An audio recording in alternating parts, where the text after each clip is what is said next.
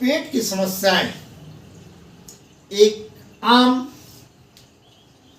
रोग है, लेकिन आज हम जिस रोग के बारे में चर्चा करेंगे उसका नाम है क्रॉन्स डिजीज, जिसके कारण रोगी को अत्यंत तकलीफ होती है और उसको कैंसर होने की संभावना हो जाती है।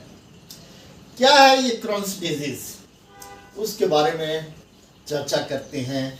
मैं डॉक्टर राम अरोड़ा, उज्जैन से एक आयुर्वेद चिकित्सक, आप सबका हार्दिक स्वागत है। मित्रों, आपसे एक अनुरोध कि हमारे इस YouTube चैनल पर स्वास्थ्य संबंधी अनेक वीडियोस अपलोडेड हैं, कृपया उनका लाभ लें तथा आपके अपनों को भी इसका लाभ मिल सके, इसलिए कृपया लाइक और सब्सक्राइब करते हुए उन्हें शेयर करें। तो आंतों में सूजन आ जाना मुख्यतः दो कारणों से होती है, अल्सरेटिव कोलाइटिस और क्रॉन्स डिजीज, जिन्हें कि IBD इन्फ्लेमेटरी बाउल डिजीज कहा जाता है। क्या फर्क है? अल्सरेटिव कोलाइटिस में तो आंत के एक हिस्से में यानी कि कोलन में, बड़ी आंत में ही सूजन आती है, लेकिन जो क्रॉन्स डिजीज है उसमें मुंह से लेकर गुदा तक, माउथ टू एनस, यानी कि पूरे डाइजेस्टिव सिस्टम में कहीं भी ये सूजन आ सकती है। और ये समस्या क्रॉन डिजीज एक जीवन पर्यंत रहने वाली समस्या है, लेकिन कभी कम कभी ज़्यादा, अर्थात कभी रिलैप्स कभी रेमिशन। इसमें क्या होता है, ये आप देखिए नॉर्मल आंत की हमारी भित्ति या दीवार है, और जिसमें ये ल्यूमन यानी छेद, या इस क्रॉन डिजीज में ये जो वॉल है भित्ति आंत की लेयर, वो फूल जाती है, मोटी हो जाती है, जिसके कारण जो ल्यूमन है उसका ये छेद छोटा हो जाता है और इस आंत के चारों तरफ फैट डिपॉजिट होने लगता है।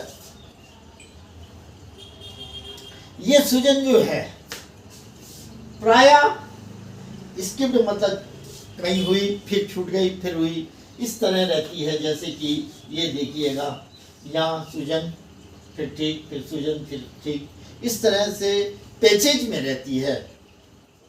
जबकि अल्सरेटिव कोलाइटिस में ये कंटिन्यूअस सूजन होती है, जब भी होती है, जहाँ भी होती है।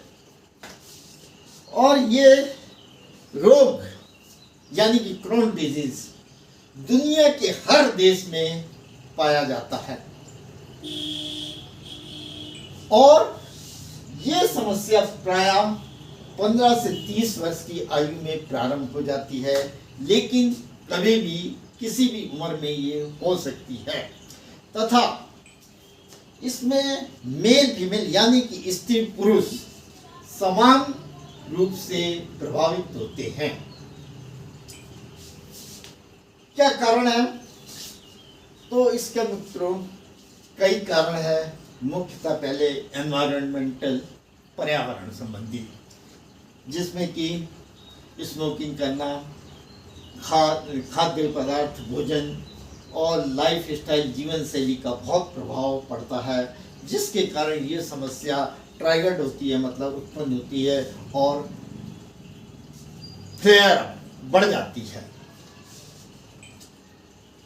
जेनेटिक, जीन्स का भी इसमें बहुत बड़ा, आनुवांशिकता का भी बहुत बड़ा रोल है और खास है इम्यून, जो शरीर का सुरक्षा तंत्र है, जो शरीर की रक्षा करता है, वही ब्रह्मवश शरीर को नुकसान करने लगता है, उसी को ही नष्ट करने लगता है, यानी कि इम्यून सिस्टम का डिसफंक्शन हो जाना। लक्षण क्या क्या है इसमें, क्या समस्या रहेगी, क्या कंप्लेंट रहेगी रोगी को? तो सबसे पहले डायरिया, पतले दस्त, जिसमें प्रायः ब्लड यानी कि खून नहीं रहता, और पेट में दर्द क्रैम्प्स, मरोड़ ऐंठन सी होना, वेट लॉस होते जाना और थकावट, बिना किसी कारण के रोगी को ऐसा लगेगा कि बहुत काम कर दिया, यानी कि थकावट बनी रहेगी उसे। बुखार यानी फीवर भी उसको हो सकता है, अनुभूति हो सकती है, और शरीर पर विभिन्न तरह के रैसेस यानी कि दाने भी निकल सकते हैं। जॉइंट्स पेन, आर्थराइटिस की तरह रोगी को जॉइंट्स पेन, जोड़ों में दर्द, आंखों में सूजन भी, यूवाइटिस, लीवर की प्रॉब्लम, कोई भी समस्या हो सकती है लीवर की भी। और चूंकि ये आदतें खराब है, चूंकि इसलिए हम रोगी कितना भी अच्छा खाएगा लेकिन माल एब्जॉर्प्शन की समस्या के कारण उसको कमजोर होता चला जाएगा, जिसके कारण भी वेट लॉस हो रहा है उसका, और इसी के कारण धीरे धीरे ये समस्या बढ़ी जाएगी और कैंसर की भी इससे संभावना हो जाती है। कैंसर भी हो सकता है रोगी को। किस तरह से इसकी पहचान करेंगे? तो पहले तो क्लिनिकल एग्जामिनेशन, चिकित्सक पूछेगा, हिस्ट्री लेगा उसकी कि क्या काम करते हैं, कितनी उम्र है, क्या खाते हैं, कैसे लाइफ स्टाइल है आदि। इसके बाद कुछ लेबोरेटरी टेस्ट होते हैं जिनसे कि इनका डायग्नोसिस होता है, और फिर अंत में बायोप्सी, आंत का थोड़ा हिस्सा लेके उसकी जांच की जाती है, बायोप्सी की जाती है, जिससे कि कंफर्मेशन होता है। चिकित्सा में, आयुर्वेद के मैनेजमेंट में जीवन शैली में परिवर्तन, पर्याप्त नींद,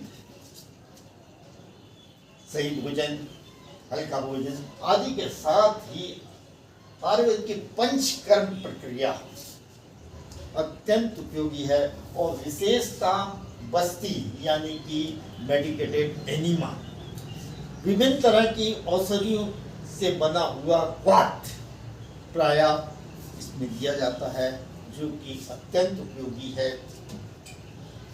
और बहुत सी दवाइयां हैं इसके लिए, रसवस, अरिष्ट, चूर्ण, गुलगुल आदि, जिन्हें कि आप अपने चिकित्सक से परामर्श के द्वारा ले सकते हैं। सामान्यतः आप चाहें तो वाल पंचामृत 10 ग्राम, अरिपत्ति का चूर्ण 50 ग्राम, बिलवादी चूर्ण 50 ग्राम को मिला लें और आधा आधा चम्मच दिन में 3 बार पानी के साथ लें। कुटल कनबटी 2-3 बार, उदुम्बर आदि अवलेह शरबत सा होता है 3-3 चम्मच दिन में 3 बार, और कुटका रेस्ट 5-5 चम्मच भोजन के बाद लें। फिर भी आप अपने चिकित्सक से परामर्श अवश्य ले लें।